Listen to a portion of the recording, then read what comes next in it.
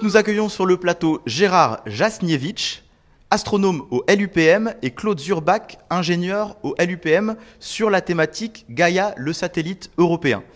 Alors Gérard, est-ce que vous pouvez nous parler un petit peu de ce satellite?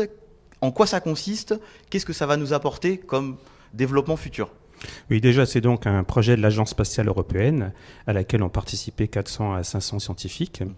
Alors, Gaïa, en fait, c'est un satellite envoyé dans l'espace qui a été envoyé le 19 décembre 2013, qui va donc observer tout ce qui se passe dans son champ. Donc, il va observer des étoiles, des petites planètes, des galaxies, des quasars, enfin bref, plein de choses dans la zoologie de l'astrophysique. Et donc, en permanence, des objets vont traverser son champ de vue. Et donc, essentiellement les étoiles. 1 milliard d'étoiles vont être observées pour mesurer leur distance en particulier, leur éclat et leur vitesse qu'ils ont par rapport à nous.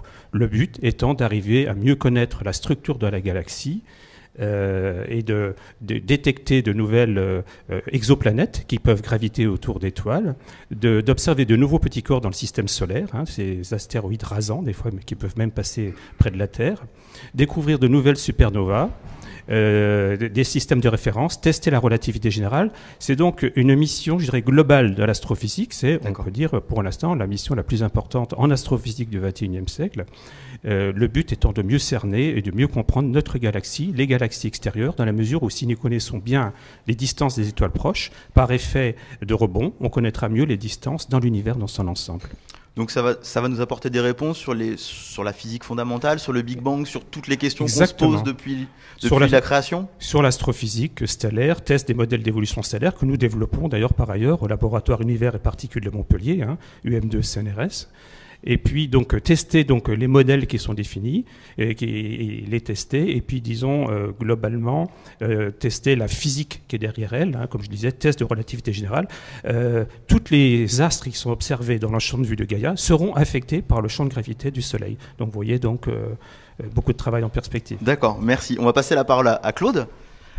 Alors Claude, on va voir une petite vidéo. Vous allez nous expliquer un petit peu ce qu'on va voir, et puis après on discute du contenu. Très bien. Ce que nous allons voir, c'est le fonctionnement du satellite Gaïa, qui donc aujourd'hui est positionné sur le point de Lagrange numéro 2.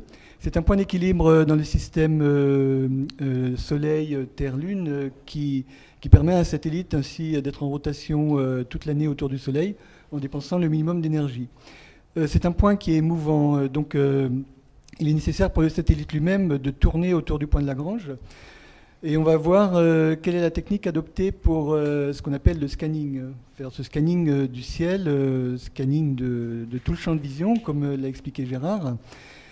Alors ici, on voit la structure générale du satellite, qui est innovant d'un point de vue technique dans beaucoup de domaines.